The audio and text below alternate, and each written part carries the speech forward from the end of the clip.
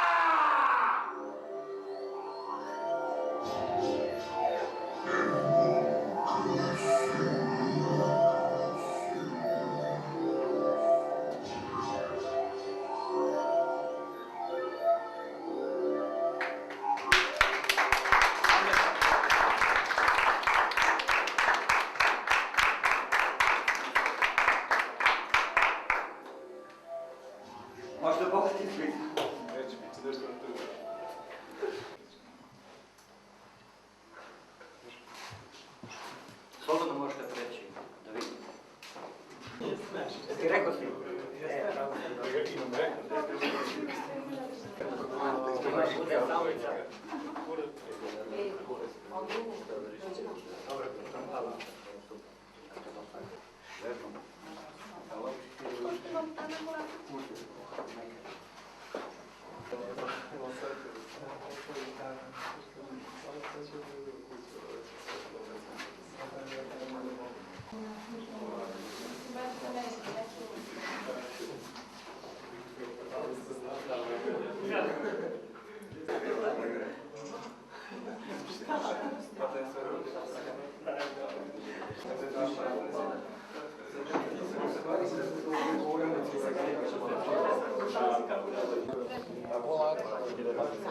Kako vam se svidjela ovaj performans? Aca radi takve performanse, mislim, on je uvijek bio, što se tiče njegovih performansa, uvijek radi to veoma, kako da kažem, sprema dosta dugo i napravi to stvarno da bude veoma dobro uređeno. I ja sam veoma zadovoljan što se to održalo baš ovde, što je baš ovde pravo Mas galeriju. Veoma mi je drago. Da, skoro je bio i IMAF, tako. Da, to je bilo pre nekih 3 nedelje i evo, ovo nastavlja se sa njegovim performansima, umetničkim akcijama.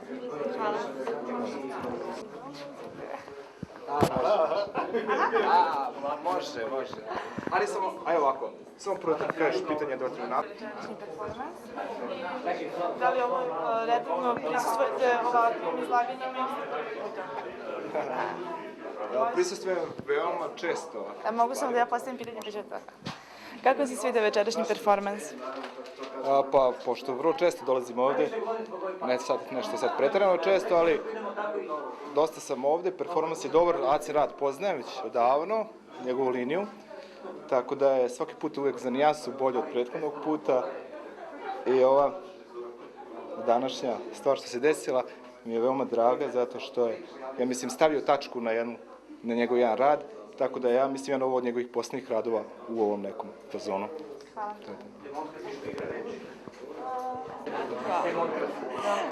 Evo svoje pitanje postavim, može? Zato što moram se čuje. Kakav utisak je ostavio na vas večerašnji performans? Pa znate šta, Aca Jovanović je stvarno dobar umetnik, mislim, mi se znamo ovako lično, dobro pravi ove performanse, mislim, dosta sam i bila na njima i mogu reći da je, ne samo da je umetnik, nego i pisac i, mislim, slikar i sve to. Mislim da je okej i da treba ovo imati češće kod nas, ovako nešto, jer mi smo sredina u kojoj nema događaja, nemamo, mislim, neke kulturne događaje, ali ovo mi se stvarno sviđa i zadovoljna sam. Hvala.